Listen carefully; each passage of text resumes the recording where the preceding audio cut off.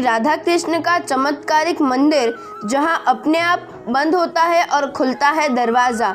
यहाँ सदैव आते हैं श्री राधा कृष्ण।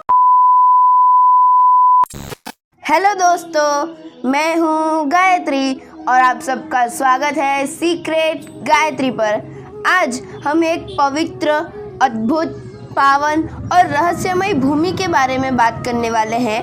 भूमि सुनकर आप ये मत समझिएगा कि ये कोई सामान्य सा भूमि है। नहीं, ऐसा नहीं है। ये कोई ऐसी वैसी भूमि नहीं है। ये श्री कृष्ण की भूमि है। जी हाँ, आपका अनुमान बिल्कुल सही है। इसका नाम है वृंदावन। आज हम वृंदावन के अनसुने और अनदेखे रहस्यों के बारे में बात करने वाले हैं, जिनमें निधिवन का रहस्य भी शामिल है। वृंदावन भारत के उत्तर प्रदेश राज्य के मथुरा जिले में स्थित है। यह मथुरा से लगभग 15 किलोमीटर उत्तर में यमुना नदी के पश्चिमी तट पर स्थित है। इसकी औसत ऊंचाई 170 मीटर है। यह एक महत्वपूर्ण धार्मिक व ऐतिहासिक नगर है। वृंदावन श्री कृष्ण की लीला से जुड़ा हुआ है। ये स्थान श्री कृष्ण की कुछ अलौकिक बाल लीलाओं का केंद्र माना जाता है। यहाँ विशाल संख्या में श्री कृष्ण और राधा रानी के मंदिर मौजूद हैं। वृंदावन का निर्माण श्री कृष्ण ने राधा रानी के कहने पर किया था। श्रीमद् भगवद गीता के अनुसार गोकुल से कंस के अत्याचार से बचने के लिए नंद बाबा अपने कुटुंब और प्रजा के साथ वृंदावन में निवास करने के लिए आए थे। विष्णु पुराण में भी इस प्रसंग का उल्लेख है और वृंदावन में कृष्ण की लीलाओं का भी वर्णन है। वृंदावन का दूसरा नाम ब्रज भूमि है। यह नगर श्री राधा कृष्ण और उनकी अनुयायी अर्थात गोपियों के लिए प्रसिद्ध है। वृंदावन में तकरीबन 5000 छोटे बड़े मंदिर हैं। कुछ मंदिर सैकड़ों वर्ष पुराने हैं। वर्ष 1515 में महाप्रभु चैतन्य ने यहाँ के कई मंदिरों की खोज की थी। तब से लेकर अब तक कई मंदिर नष्ट भी हो चुके हैं और कई मंदिर नए भी बने हैं। वृंदावन में निधिवन, श्री बाके बिहारी मंदिर, श्री रामबाग मंदिर आदि भी दर्शनीय स्थान है। ये कृष्ण की लीला स्थली है। हरिवंश पुराण, श्रीमद् भागवत, विष्णु पुराण आदि में भी वृंदावन की महिमा का वर्णन किया गया है। आज हम वृंदावन के बारे में बात कर रहे हैं, तो क्यों ना हम वृंदावन धाम के उपवन के विषय में भी बात करें। तो चलिए अब हम बात करते हैं वृंदावन धाम के उपवन अर्थात बगीचे के विषय में। वर्ष 1927 में वृंदावन धाम का बगीचा अर्थात उपवन बना था। वर्ष 1927 में बना ये उपवन लगभग 150 एकड़ में फैला हुआ है। वहीं बॉटेनिकल बगीचा, डिजाइनर फव्वारे और शाम को आयोजित होने वाला म्यूजिकल फाउंटेन शो वृंदावन बगीचे के प्रमुख आकर्षणों में से एक है। यदि आप भी कभी यहाँ आए तो वृंदावन धाम के बगीचे में अवश्य आए। हम श्री कृष्ण की प्रिय भूमि वृंदावन के विषय में बात कर रहे हैं, तो क्यों ना हम नंदगांव के विषय में भी बात करें। हाँ, नंद बाबा की भूमि है नंदगांव। यह वृंदावन से 48 किलोमीटर दूर है, जहाँ कृष्ण अपने गाय चराने वाले मित्रों के साथ खेलने जाते थे।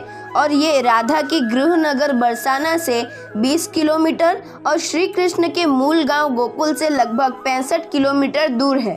तो चलिए फ्रेंड्स, अब हम बात करते हैं एक ऐसे स्थान के विषय में जहां सदैव शाम को श्री राधा कृष्ण गोपियों के संग रास रचाने आते हैं।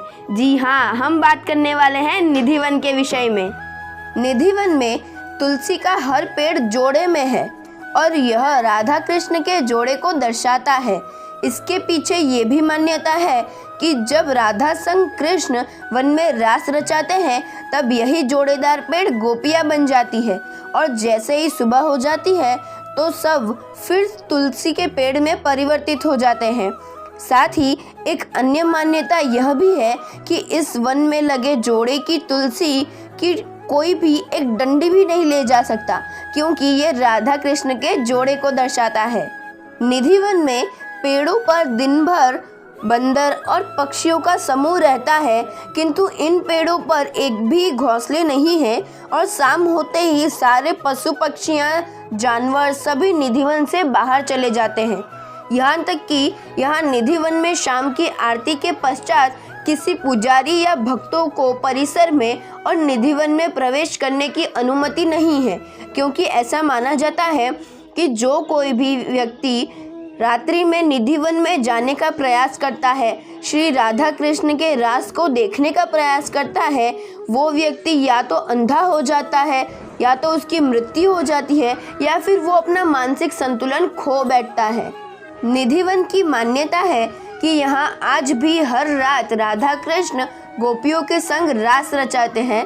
यही कारण है कि सुबह खुलने वाले निधिवन को संध्या आरती के बाद बंद कर दिया जाता है। इसके बाद निधिवन में कोई नहीं रहता है। निधिवन में दिन में रहने वाले पक्षी भी शाम होते ही इस वन को छोड़कर चले जाते हैं। इस धार्मिक नगरी वृंदावन में निधिवन एक अत्यंत पवित्र, रहस्यमय और धार्मिक स्थान है। यहाँ श्री राधा कृष्ण रास के पश्चात निधिवन परिसर में स्थापित रंग महल मंदिर में शयन करते हैं। इस वीडियो के साथ अंत तक बने रहिए और यदि ये वीडियो अच्छा लगे तो वीडियो को लाइक और चैनल को सब्सक्राइब ज़रूर करिएगा। तो अब हम बात करते हैं श्री राधा कृष्ण का चमत्कारिक मंदिर, जहां अपने आप बंद होता है और खुलता है दरवाज़ा। यहाँ सदैव आते हैं श्री राधा कृष्ण। वृंदावन में रंग महल नामक एक मंदिर है, जिसके बारे में भक्तों का कहना है कि यहाँ रोज रात में श्री राधा कृष्ण आते हैं, यहाँ रास रचाते हैं और निधिवन की झाड़ियों के बीच छोटा सा महल, जिसे रंग महल कहा जाता है, वहाँ शयन करते हैं। इस मंदिर की पुजारी की माने तो रंग महल मंदिर का दरवाज़ा हर सुबह खुद ब खुद खुल जाता है और रात में खुद ब खुद बंद भी हो जाता है। एक मान्यता यह है कि रोज रात को भगवान श्री कृष्ण यहाँ आते हैं। यहाँ रंग महल में श्री कृष्ण के लिए माखन, पान आदि वस्तुएं रखी जाती हैं और इतना ही नहीं बल्कि मंदिर में रोज श्री राधा कृष्ण का बिस्तर भी लगाया जाता है और श्री राधा रानी के लिए साज श्रृंगार की वस्तुएं भी रखी जाती है। और पुजारियों की माने तो सुबह बिस्तर की सिलवटें देखने से यह प्रतीत होता है कि यहाँ भगवान रात में आराम करते हैं और पान, माखन ये सब भी आधे खाए हुए मिलते हैं और यहाँ पर जो पानी रखा जाता है वो पानी भी आधा पिया हुआ मिलता है। ये सारे रहस्य जानने के पश्चात आप भी श्री बांके बिहारी मंदिर और प्रेम मंदिर के विषय में जानना चाहते हैं तो हमें कमेंट कीजिए। आपके कमेंट आएंगे, तत्पश्चात हम इस पर भी एक अलग से सेपरेट वीडियो ले आएंगे। तो अब आप भी मेरे साथ प्रेम से बोलिए, राधे राधे।